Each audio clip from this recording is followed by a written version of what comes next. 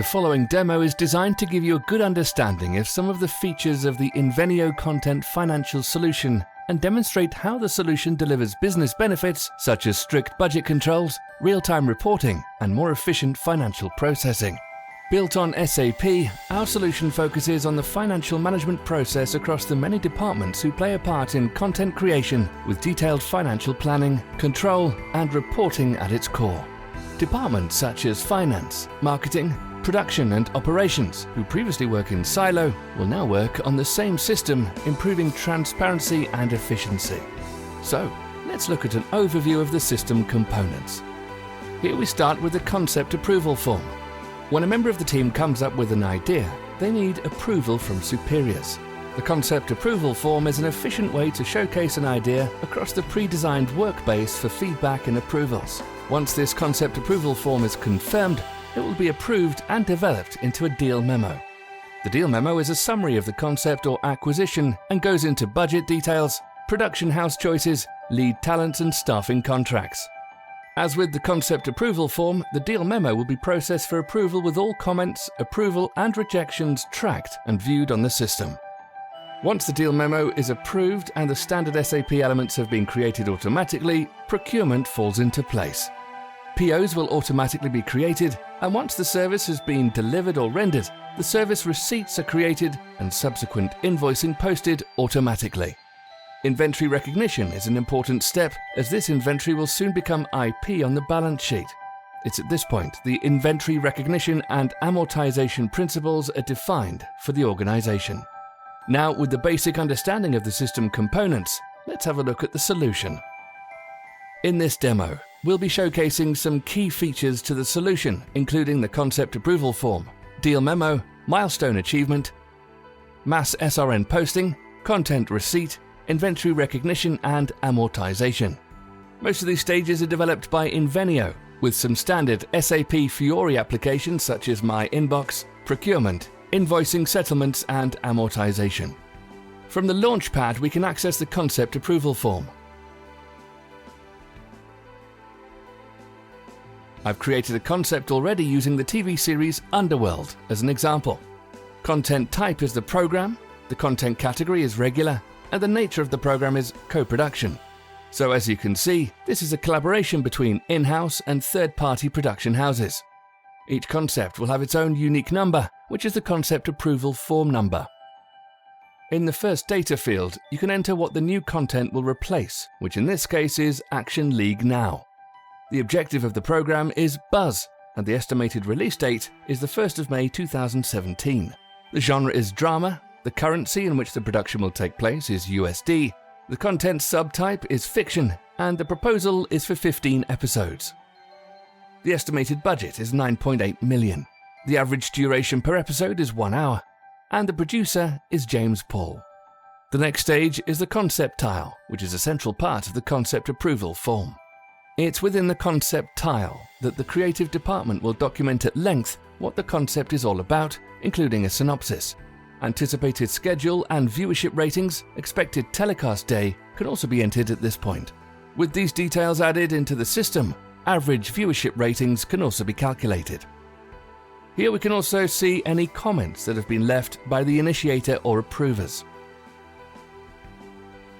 Next part is the release status, and it's here we'll be able to see the audit trail. Once the concept approval form is ready for approval, depending on the approval matrix, it will usually go through 2 levels of approval. The first level is usually the channel head. Once he is in agreement, it will proceed to the second level, which is the CEO or CFO. As you can see, the process was kicked off by the initiator today at 11:21. The channel head approved it at 11:22 and CEO at 11:23. Once the concept is approved in principle, the budget is still at a broad level. This will be amended in the deal memo as negotiations are finalized. So now the CEO is approved, we're now in a position to create the deal memo. So let's see how it appears. As with the concept approval form, every deal memo has its own unique identity generated by the system, which you can see here, and in brackets you can also see the version number. The version number will change as the deal memo gets updated with artists, vendor, production contracts, budget changes, etc. Any changes will mean a new version has to be created, so this is the first version after the approval of the deal, and the status is locked to approved. At the top you can see the reference number, which is interlinked with the concept approval form's unique number. The details at this stage are more or less the same as the concept approval form, such as the objective, genre, number of episodes, release date, currency, etc. The only additional field is the amortization, which details the amortization logic or principle that is to be adopted. In this example case, the organization is going to deplete 100% of the inventory cost once the content has been utilized for the first time. We'll come back to amortization later on in the demo. Next are the budget details, which come in two parts. Firstly, the production house budget, which is the third-party production house or vendor costs. The second part is the in-house budget. Both of these budgets are configurable depending on the organization needs and industry standards. Here you can see the license fee, which displays the fees for licenses of the content. Then the format fees, if you're acquiring any format.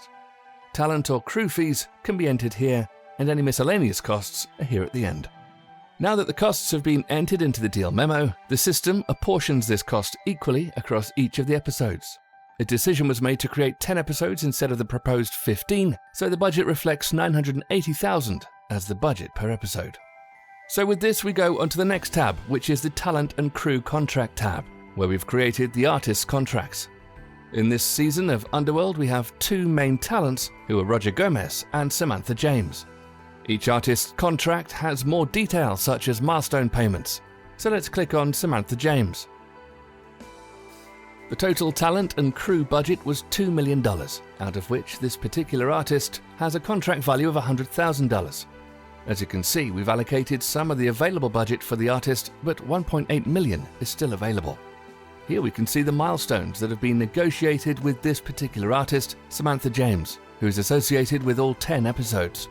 So per episode there are two milestones. First is a 40% advanced payment, which is to be paid up front for each of the episodes. And the second is 60%, which is to be paid on content utilization, so when the episode is aired. Naturally, this depends on the organization and how they've negotiated milestones as to how this is configured. There can be many more milestones than just two per artist.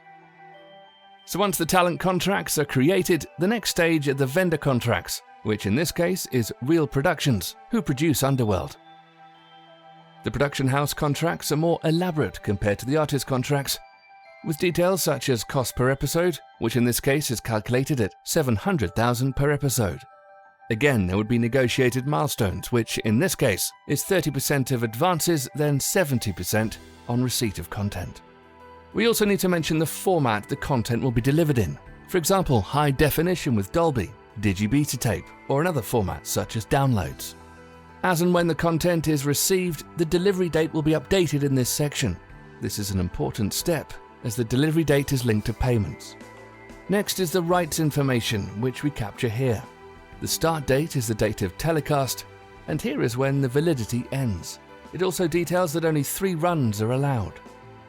Certain organizations run on different accounts, as they have their statutory reports and management reports. So here we can manage different treatments for amortization in parallel books of accounts. The leading and non-leading amort amounts allows you to keep track of both types of accounts. Lastly, we can see here that the territory is restricted to America. So this is the vendor contract. The next part is the schedule and viewership ratings. We can see this program is being scheduled for the weekend, and we have the total content hours and the budgeted viewership ratings here. On this basis, the revenue department enters the average broadcast revenue for 30 minutes and the other total revenues. There'll be other sources of revenue they're expecting, so it's a lump sum with anticipated cost and revenue you can see here. As you can see, there are different departments working together on the system. The commercial team can now enter the budget-specific information, the revenue department contributes to the revenue-specific information, the marketing department enters the marketing budgets, and so on. This now provides the basis of the P&L document, which allows the stakeholders to make decisions such as if the content needs to be created in-house or if it would be more cost-effective to outsource. Now looking back, we can see the audit trail, which includes the initiator who kickstarted the project, the budgeting team, the commercial team, marketing, revenue team, channel head, CFO and CEO comments and approvals. So this is what goes into a Deal Memo. Now the budgets have been assigned in the Deal Memo, POs have been created, and services are being rendered. We can now start booking expenses. Before any payments are released to the vendor, we have to enter the Milestone Achievements. This means we have to tell the system that we've arrived at a milestone and some payments are to be made. So let's do this. The channel is CCI Television Networks, who produce Underworld. I've updated the 1st to 5th episode on today's date. The system will now prompt the user to see if they want to do the milestone achievement for the artists or production house. So for the moment, I'll update the production house details as I have to pay them 30% of advances. The system fetches the record and confirmed 30% is the advance percentage, which is $210,000 to be paid off to the production house. So the milestone date is the 3rd of May, which is the trigger point, and the system is free to release the payments linked to the milestone. Once I click Save, the subsequent processing will be done automatically. Mass Service Receipt Note Posting is a standard SAP transaction which we've automated for the purpose of this solution. I'll be recording the service receipt note for episodes 1 to 5. Since it will trigger an accounting entry, I have to enter the document date as well as the posting date, which I've done on the production house contract. Once I press Post, it will now give me a message that the service documents have been posted successfully.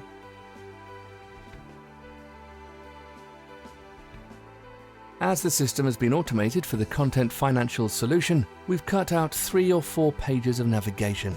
In this case, I just have to select the correct broadcaster, channel or production house, and then all the data process is automated. Here's an example of someone trying to overshoot their agreed budget. I've entered an amount which is more than my allocated budget. Once I try and press Submit, an error message pops up and tells me I can't proceed any further. For me to get this approved, further budget will need to be agreed and updated on the system.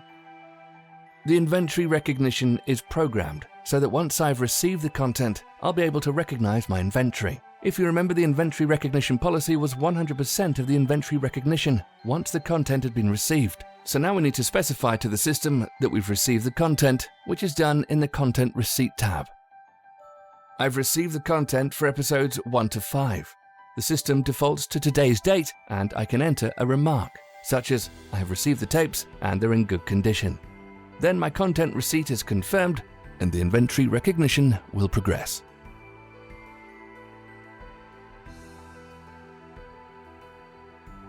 We're now going to look at inventory recognition as the content has been received and the inventory is good to be recognized.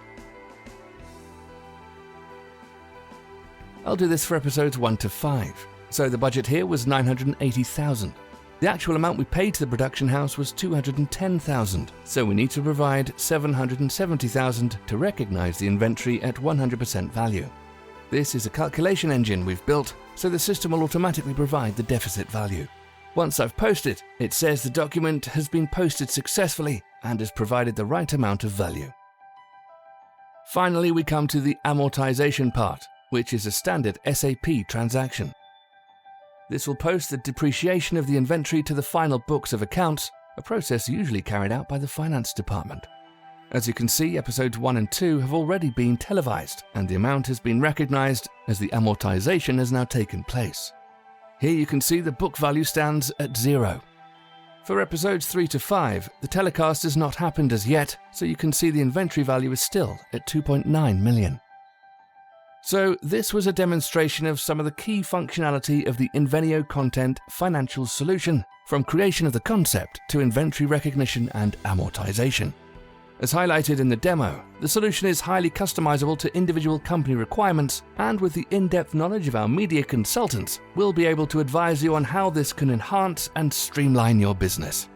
If you'd like to talk to one of our media consultants, please call us using the contact details on your screen or visit invenio-solutions.com.